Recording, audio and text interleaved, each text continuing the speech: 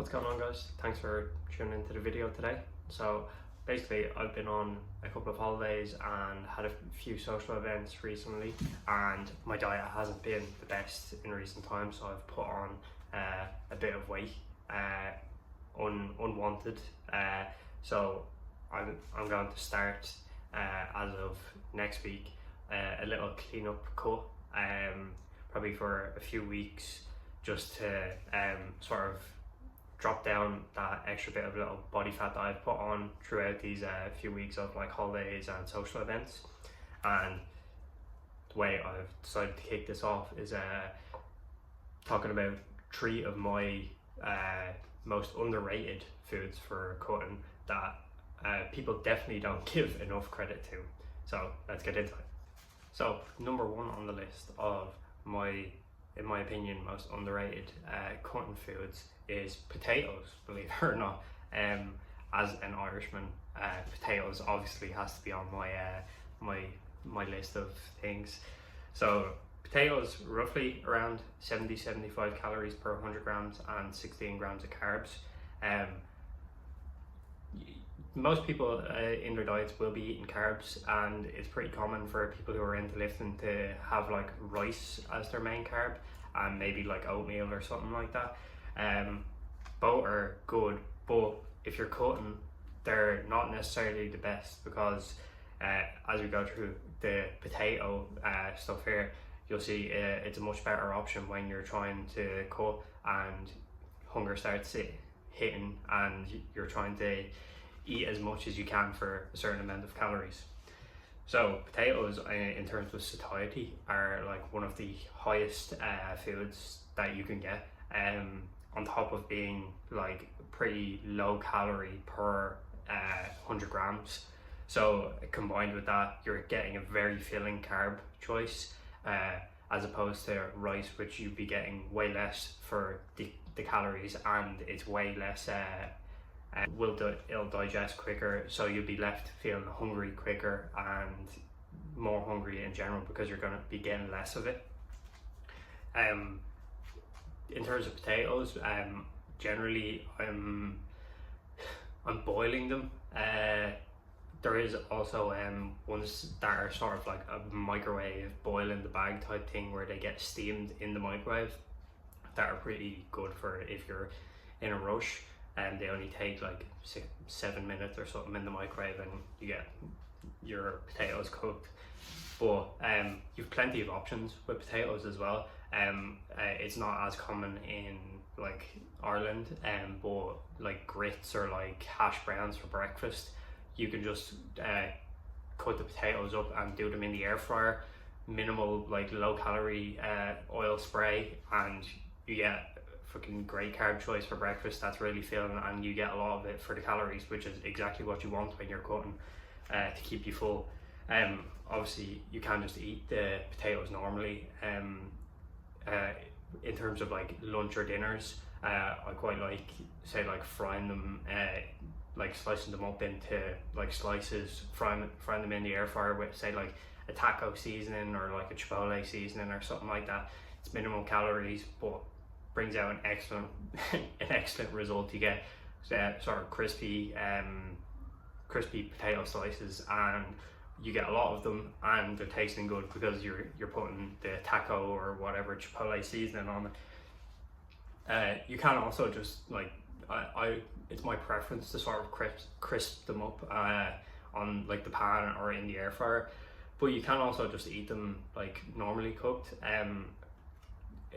A potato is like good salt and pepper on it, you won't go wrong. Like you might get sick of it after a while, which when you can start using sauces or stuff like that. Sugar-free ketchup is always a staple.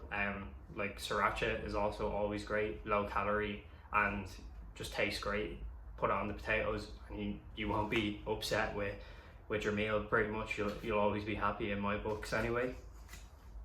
So yeah, potatoes, in terms of carbs options, definitely one of my favorite, and definitely something I think is underrated with how many people use like rice or oatmeal as their like main carb choice.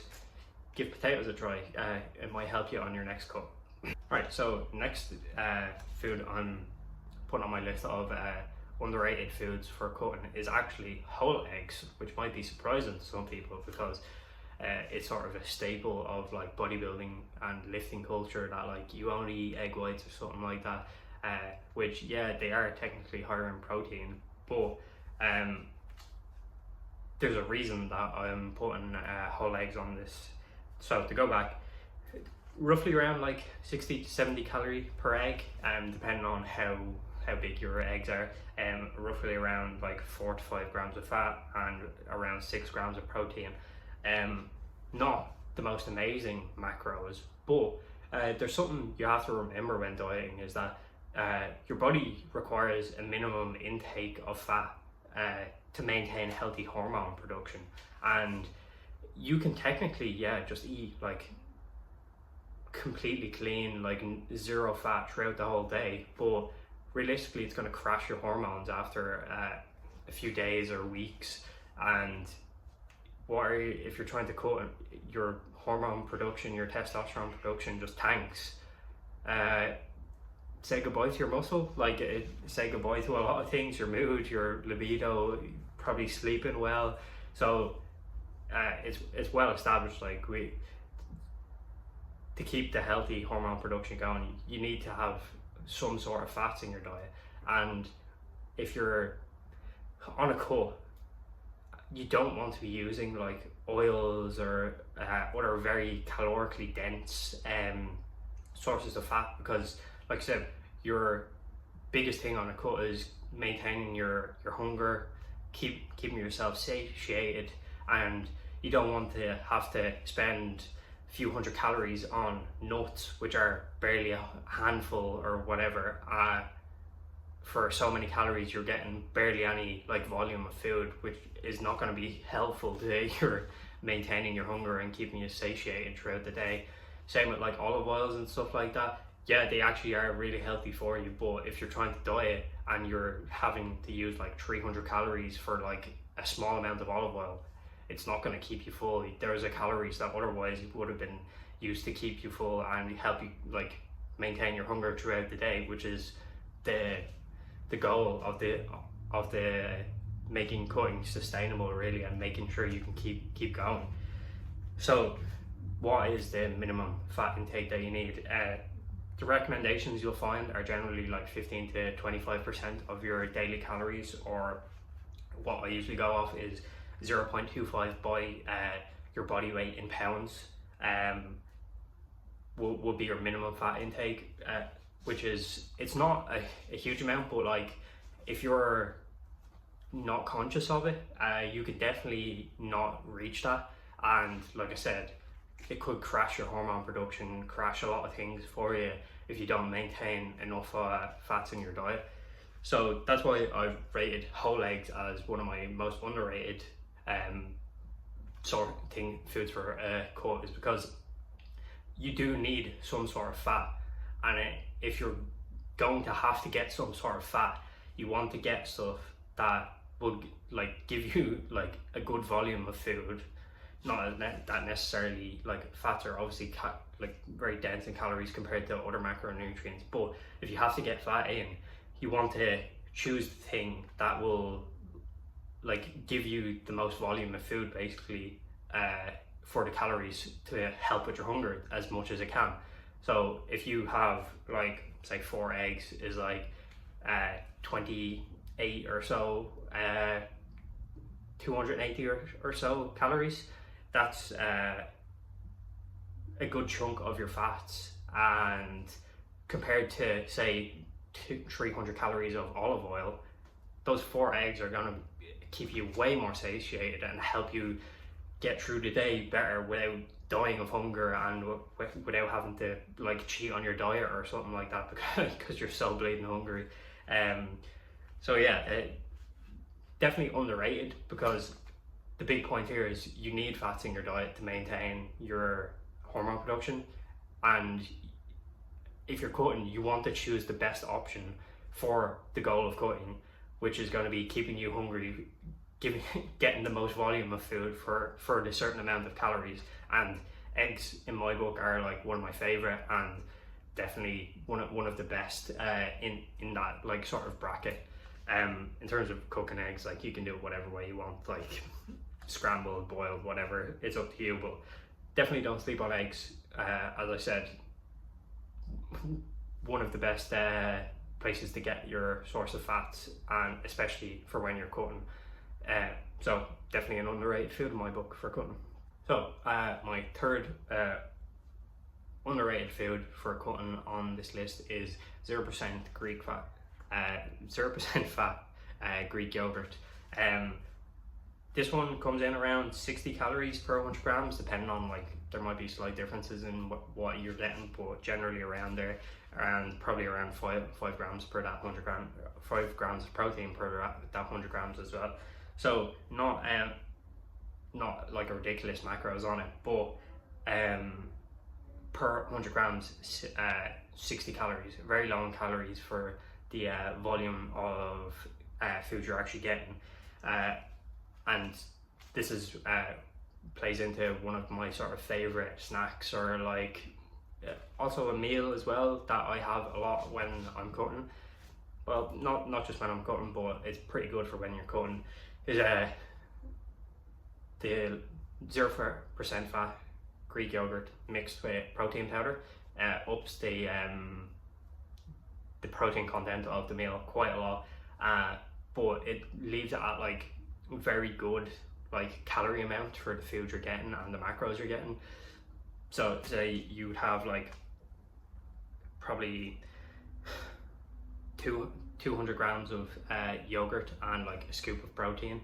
That's only like like less than like 300 calories for like a lot of protein.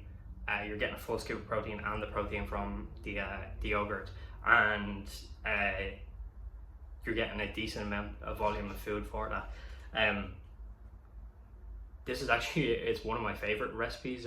Probably my favorite protein flavor is actually strawberry, and this is a big contributor to why it's my favorite flavor, is that mixing the strawberry protein that I get with the yogurt, it just leaves, when it's fully mixed up, it's sort of like a Petit Filou or like a Danone like type yogurt that it, like a kid would eat. Very sweet, very tasty, and it's one of those things like you're depriving yourself a lot if you're like cutting for a decent amount of time. Generally, like I don't do cheat days or something like that, so these little things of getting like tasty and like nice food is like a very big it helps a lot with like sustainability in the diet, because if you're just eating bland food like for weeks on end, it's gonna go through your head. You're gonna go crazy eventually. Not everyone's built to do that. Some people probably can, but like after a certain amount of time, you're just gonna go crazy because you're just tasting absolute bland gruel every day. But this I found, like, it's not like the best thing in terms of like volume per calories or whatever, but it's pretty good in terms of like satiety, and it's pretty good in terms of like how much volume of food you're getting for the calories. On top of those are sort of the minor points, but the major point here is, depending on like whatever protein flavor you like the best, this turns into a really nice treat, because I've had it before with like chocolate flavors and stuff like that. It turns into a nice like chocolate yogurt, or like I said, my favorite strawberry yogurt. Very refreshing, very tasty, and it's just that like little shoulder to lean on in terms of a cut. Like it just helps keep you going, and it's sort of like a highlight of your day to have this nice, like, it's not, I wouldn't say dessert, that would be exaggerating things, but like it has that hint of like dessert type feeling to it. So it's in a sense like a little treat for minimal calories, good macros, and it sort of fits with the whole like ethos of like cutting like well, in my eyes, of keeping things high volume for the amount of calories. So it's always a positive. That is just one way you can eat the yogurt. My mom actually quite often will have like cereals, so either Weetabix or like granola, or I've even seen like porridge oats as well. Mix it with the Greek yogurt, and like you leave it for overnight oats, and it turns out pretty nice as well. Pretty filling as well. So there's plenty of recipes you can mess around with. One thing I have tried before is making my own like sort of naan breads out of Greek yogurt. This is a sort of side note. I'll finish here with saying like that was Greek yogurt is pretty good, and I'd recommend people give it a try, as for sure underrated diet food in my books. But to carry on with that other recipe I have, it was Greek yogurt mixed with self-raising flour. I think it was 130 grams of flour to 120 grams of yogurt, and you get like 4 portions of like naan bread. You just cook them on the pan for like a few minutes each side. They turn out pretty well. They're not the most like the best volume per calorie or whatever like that, but it's another option to mix things up if you want to cook some stuff up with the Greek yogurt. So that's been 3 of my most underrated foods for cutting. These 3 foods are something that I use quite a lot when I'm cutting, and I feel like they help me quite a lot to make my diet sustainable and more enjoyable. I definitely don't see enough people using them for how good I think they are for someone who's cutting or dieting. So I'd love if more people picked them up and started using them more to help with their diets in the future as well. Like I said, this is going to be the start of a sort of mini cut for a few weeks that I'm going to be just sort of trying to trim off some excess body fat that I've put on in the last like few weeks through holidays and social events. But yeah, I will probably be making a few more videos on this topic, so if you want to see those videos and my thoughts and in regards to cutting on other topics, hit subscribe down below, and if you've enjoyed this video, give it a like, and thanks for watching.